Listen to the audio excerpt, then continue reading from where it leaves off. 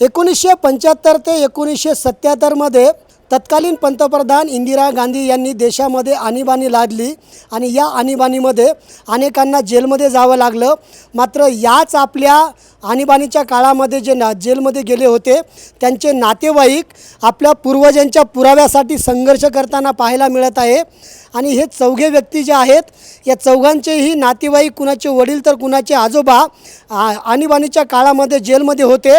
मात्र आता हे सगळे आणीबाणीच्या काळातले यांचे पूर्वज मयत झाले, मात्र त्यांचा पुरावा जो आहे तो शासन नष्ट करत असल्याचा आरोप यांनी केलेला आहे।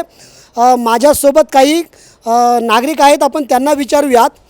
खरं तर शासन पुरावा नष्ट का करतंय आणि तुम्ही शासनावरती गंभीर आरोप करताय, तुमचं म्हणणं काय? सर 1975 साली माझे वडील आणीबाणीच्या काळामध्ये तुरुंगवासात गेले होते।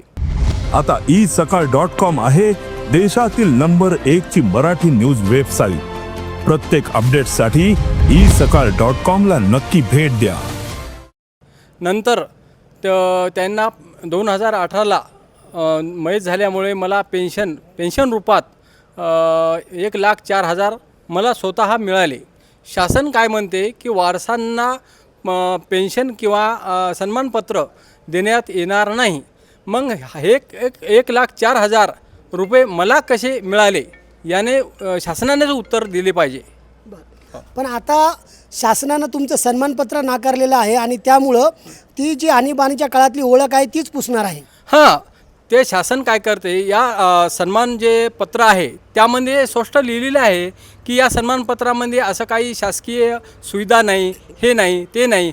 पण या शासनाला कशाची भीती आहे की हे सन्मानपत्र न देण्याची काय याची रणनीती आहे याचा काही आम्हाला समजत नाही। देवेंद्र साहेबाला स्वतः मी नागपूरला जाऊन भेटलो, त्यामुळे माझा त्याच्यासोबत फोटो पण आहे। मला त्यावेळेस सही मारून म्हणजे देतो म्हणले। त्या दिवसाला 1 वर्ष झाले तरी मला काही त्याचे म्हणजे उत्तर आले नाही।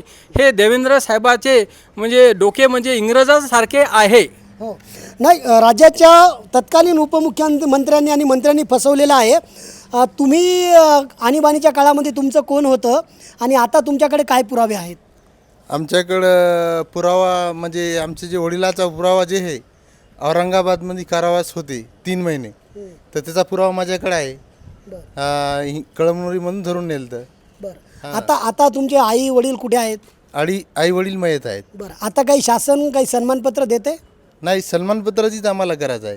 बरं, का देत नाही शासन? तेच विचारायचं सरकारला। पुरावा नष्ट, शासन पुरावा नष्ट करत आहेत। आपल्यासोबत एक नातू आहे जो आपल्या आजोबांचा पुरावा मागतोय।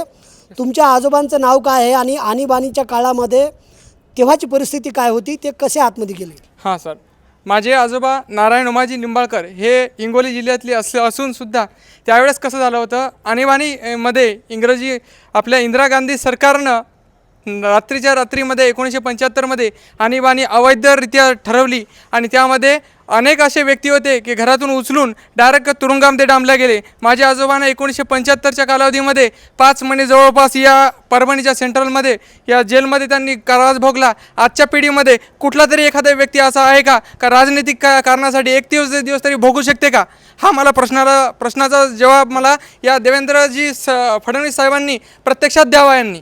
बरं, नाही, आता तुम्ही शासन दरबारी चक्रा मारतायत, सन्मानपत्र मागतायत, पण शासन का देत नाही? त्यांना पुरावा नष्ट करायचा सर। यांनी पूर्वी योजना तात्पुरत्या तोंडापुरत्या पुसण्यापुरत्या आणल्या, कारण शासन आपल्या दारी म्हणतात आणि आम्ही यवतमाळहून येतो 10 चक्रा इथं मारायला। याच्यामध्ये इथले अधिकारीसुद्धा इथले की नाही त्या संदर्भात सर कधीपासून मागणी केली तुम्ही? मी सर 1 जुलैपासून अर्ज प्राप्त दिलेला आहे, परंतु आजची तारीख आज 15 जुलै असून सुद्धा या ठिकाणी टेबलहून तहसीलदार साहेबांच्या प्रशासनाला कळवण्यात आले नाही। याची बाब ही कुठपर्यंत लक्षात घ्यायची? मग माझ्यासोबत अजून एक आजोबा आहेत। तुमचं वय किती होतं तुमच्या वडिलाला आणीबाणीच्या काळात सरकारनं तुरुंगात डांबलं? 1977मध्ये मॅट्रिकमध्ये होतो। मला मॅट्रिक शिकताना मला पोस्ट मास्टरची नोकरी लागलेली होती। वडील कोंडल्या गेले, त्याच्यानंतर मी नोकरीचा राजीनामा दिलेला आहे। त्याच्यामध्ये मी 2 बहिणी होत्या, मी एकलाच होतो वारस। त्या बहिणीचं शेताचं कोण पाहिलं म्हणून मी राजीनामा दिला नोकरीवर।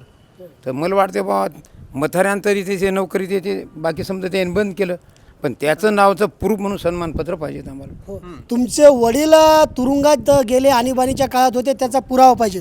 पुरावा समजे कागदपत्र आहेत आपले. मग सरकारकडे मागणी करा ना. मागणी करून फडणीसच्या बंगल्यावर उपोषण जाऊन मांडलेलं आहे आम्ही.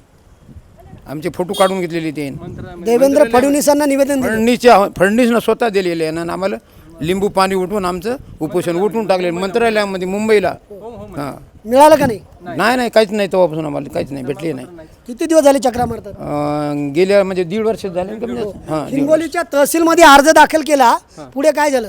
सर मला काय 15 दिवस झाले आज म्हणजे त्याची काही मला माहिती अजून मिळाली नाही. ते म्हणले आम्ही कळवतो, पण कळवतो कधी? आज 15 दिवस झाले तुमच्या टेबलवरच फिरत आहे.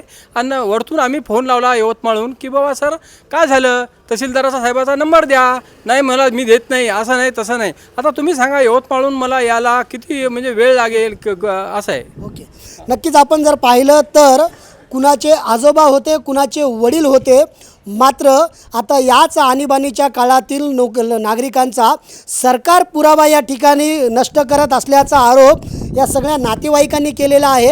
आणि त्यामुळं आम्हाला आमच्या पूर्वजांचा पुरावा हवा आणि सन्मानपत्र हवा असं म्हणत हे सगळे नातेवाईक जे आहेत, वंशज जे आहेत, ते आता या ठिकाणी सरकारकडं या सन्मान पुराव्यासाठी आर्त हाक देत आहेत.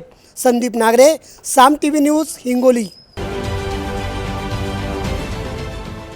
देश विदेशातील प्रत्येक घडामोडींचे लाईव्ह अपडेट मिळवण्यासाठी आता साम टीव्हीच्या सर्व सोशल मीडिया प्लॅटफॉर्मला लाईक, फॉलो आणि सबस्क्राईब करा.